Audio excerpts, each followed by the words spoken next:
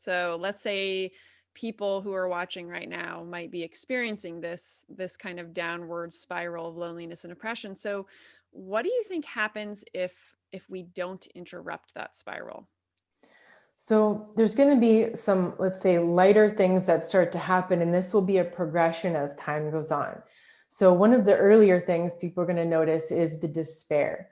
And so this is like when you lose hope. You lose hope for the future, you lose hope for your dreams. And unfortunately, when you're in that state, it becomes very easy to control you.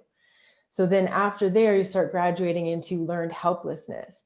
And so over time of being conditioned in the abusive situation, for example, or whatever, maybe the chronic illness, whatever's going on in your life, it's like you keep trying to change things and it's not working, nothing's working. You just keep getting sabotaged, it seems.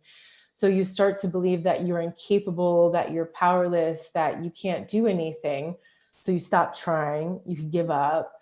So then what happens after that is you can get stuck in the victimhood. You can start to identify your whole life, your whole identity essentially is based upon being a victim. So then you forget that you have the power to reclaim your life, to take action, to change your life. And then as that persists, what happens is you end up getting into these situations where you've developed like a sense of submission and obedience. And then that makes you more of a target for abuse that can come up. And the core of this essentially leads you to low self-esteem. You Hmm. get to this point where you realize like there's nothing you can do to, or you think you've been programmed to believe that there's nothing you can do to change your situation. So you have incredibly low self-esteem. But then I think these behaviors, these situations will get significantly worse when we make poor choices. So let's say this goes on for a long period of time.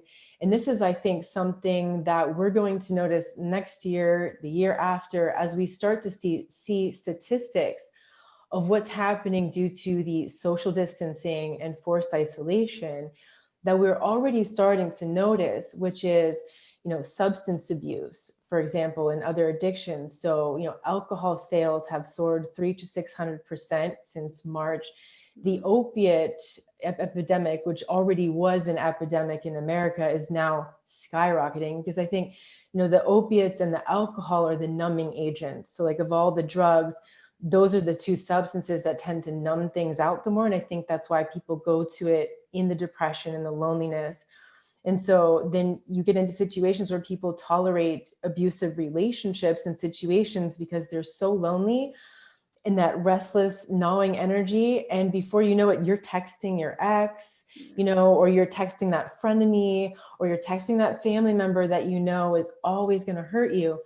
So people accept these situations, and then when it gets really extreme, it can get into self-harm or harming others and suicide. So, there was a group of, I think, over 500 doctors that wrote a letter to the president in May. So this was like months ago. And at that point, they said that the suicide hotlines had raised like 600% the amount of calls that they were getting.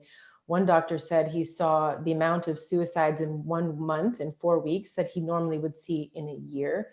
So we see a tremendous amount of this compounding in society. That's my main concern right now, is that, the doctors, I think they called this a mass casualty incident. And so like what we see on the TV are the numbers of deaths and cases of the virus, but the numbers that were not being shown are all of these numbers that these doctors were saying are, under researched and underreported. So we're not really going to see these numbers until down the road, and we're going to see the enormous cost to life because of those feelings. The loneliness and the depression is really at the core of all that. Yeah, and I'm so glad you brought our current state of affairs into this conversation, because absolutely, I mean, what a crazy time that we're all faced with right now. And absolutely all of the people that whether they were depressed or lonely before this all began or not, I would imagine this would heighten things all the more for people who were already that way. So okay, so what like suggestions do you have for people on how to get out of that spiral during amidst whether we were in a pandemic or not? Like what suggestions might you have for people? So I think in order to get out of to exit that downward spiral, we have to get to the core of the loneliness. So like I would say before, right? Put the depression aside. Don't try to treat that directly, because that's going to get better as we treat the loneliness. AVAIYA has changed my life. AVAIYA has made me the woman I am today. AVAIYA is my home. AVAIYA is personal freedom. AVAIYA is the reason my life continuously improves. Let everyone in your life know about AVAIYA. Everyone needs to know about this amazing company. Thank you, AVAIYA, for appearing in my inbox. What ALLEN and Ande Anderson have created at AVAIYA is what the world needs.